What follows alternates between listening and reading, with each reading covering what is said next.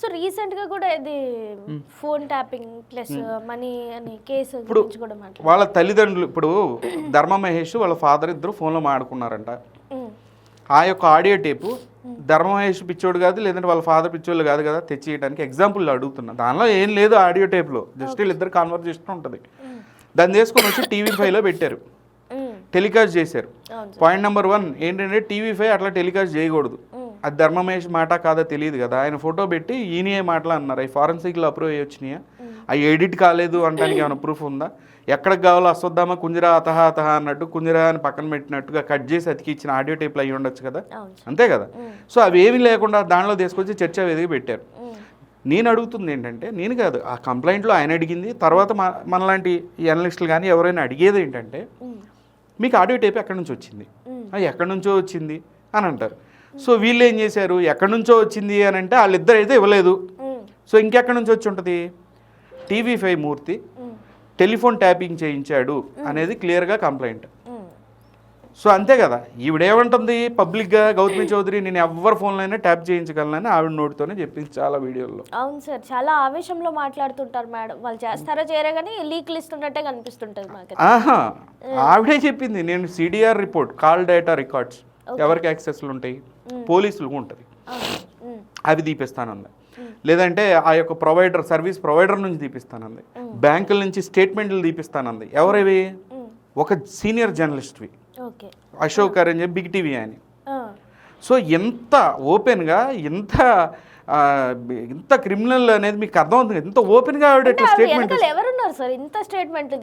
వెనక ఎవరున్నారు, that is the good question. వెనక ఎవరున్నారు, TV5 మూర్తి గారు ఉన్నారు. అదేంటి విజయ్ గారు మీరు ఎట్లా చెప్తారు, TV5 మూర్తి, TV5 మూర్తే చెప్తున్నాడు కదా.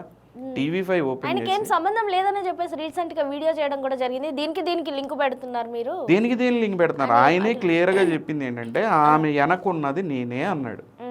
ఆ రోజు అంబర్పేట శంకర్ గారి విషయం కూడా ఆయన ఇష్టం వచ్చినట్టుగా మాట్లాడి చివరాగరికి ఏం చేశారు, అంబర్పేట శంకర్ గారి సపోర్ట్ తీసుకున్నాడు ఆయన. చూశారు కదా.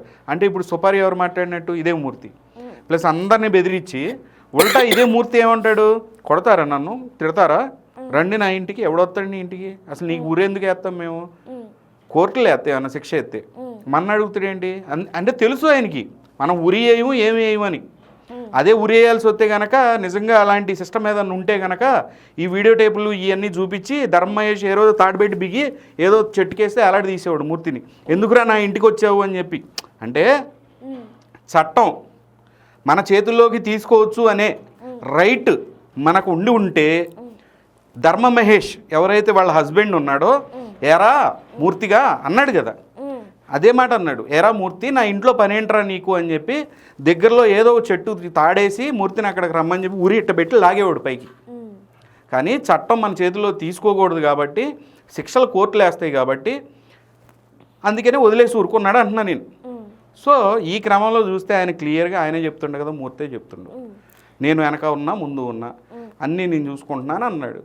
సో అవన్నీ ఆయనకు వచ్చినాయి. అందరూ ప్రశ్నించారు మూర్తిని, ఏం మూర్తి ఇప్పుడు నువ్వు వెనక నువ్వు ఉన్నావా, ఒక చిన్న 3 ఏళ్ల పాపని సెక్షువల్ అబ్యూస్ రిమార్క్స్ చేసింది ఎవరు, గౌతమి చౌదరి. జర్నలిస్టులను చంపుతానని బెదిరించింది, క్లియర్గా ఎవిడెన్స్లు ఉన్నాయి, క్లియర్గా ఆవిడ సోషల్ మీడియా ప్రొఫైల్లోనే పెట్టింది. సోషల్ అనలిస్టుని, ఎవరైతే ఈ సోషల్ మీడియా అనలిస్టులు ఉంటారో వాళ్ళని చంపుతాను, లేదంటే వాళ్ళ కుటుంబ సభ్యులను చంపుతాను అని అంది కదా, రిపోర్టర్లను చంపుతాను అంది. అలాగే పోలీసులు డబ్బులు తీసుకొని ఎఫ్ఐఆర్ చేశారు అని అంది, జడ్జిలు డబ్బులు తీసుకొని ఎఫ్ఐఆర్ చేయించారు అని ఆవిడే స్టేట్మెంట్ ఇచ్చింది. ఇవన్నీ ఆవిడ నోటితో మాట్లాడిన మాటలే. సో వీటి వెనకాల మొత్తం నువ్వే ఉన్నావా మూర్తి అని అడిగింది ప్రపంచం మొత్తం. మూర్తి ఈ రోజుకి రెస్పాండ్ అవ్వాలా నేను లేనని.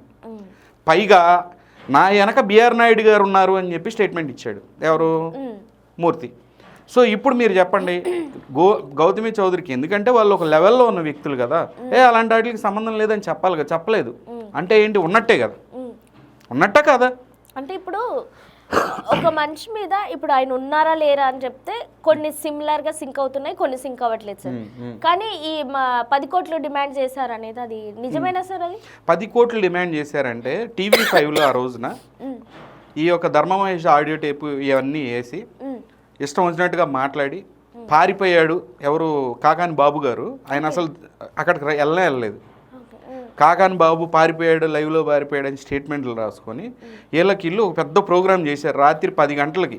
ప్రపంచంలో ఎటువంటి సమస్య చెప్తున్నా ఎన్నో సమస్యలు ఉంటాయి, అవన్నీ పక్కన పెట్టి ఈ యొక్క ఇది పెద్ద ఇంపార్టెంట్ ఇష్యూ అన్నట్టుగా రాత్రి 10 గంటలకి ఈ యొక్క TV5 లైవ్ ఆన్ చేసి ఈ యొక్క ఇష్యూని టెలికాస్ట్ చేశారు. ఓకే, రెండో రోజే రవి గారు అనే ఒక ఆయన, ఎవరు వీళ్ళకి ఫ్రెండే, ఎవరు మూర్తి గారి ఫ్రెండే, వెళ్ళి నేను వాళ్ళ తరపున వచ్చానని కూడా క్లియర్గా చెప్పాడు. ఆ చాట్లో ఎవిడెన్స్లు అన్నీ ఉన్నాయి. ఓకే, 10 కోట్లు ఇవ్వండి, ఇంకా చాలా వీడియోలు ఆడియోలు ఉన్నాయి, మీ ఇష్టం, 10 కోట్లకి అయితే సెటిల్మెంట్ చేసుకోండి, ఇవ్వండి అని ఇట్లా ఏమి అడగరు కదా. ఆలోచించండి మీరు కూడా, సెటిల్మెంట్ చేసుకోండి, మరి అయిపోయింది కదా ఇక్కడతో, మళ్ళీ ఇంకా ముందుకు పోకుండా మీ పొరుగు మిగిలిద్ది, అంత కథ సుఖాంతం అయింది అని చెప్పి ఇట్లా. ఈ డబ్బులు సెకండ్ వాళ్ళు తీసుకోవడానికా మేడంకి ఇవ్వడానికా 10 కోట్లు కూడా ఇక ఆయన మూర్తి తీసుకుంటాడా లేదంటే ఈ గౌతమి చౌదరి తీసుకుంటుందా, వాళ్ళు ఏం పంచుకుంటారో మనకు తెలియదండి. అది వాళ్ళ సైడ్ కదా, వాళ్ళ సైడ్ నుంచి వచ్చిన వ్యక్తి పేరు రవి. వచ్చి రెండో రోజే, ముందు రోజు టెలికాస్ట్ చేసి రాత్రి 10 గంటలకి పొద్దున్నే మనిషిని పంపిస్తే ఏమంటారు, ఎక్స్టార్షన్ అంటారా, ఏమంటారు అంటే చెప్పండి.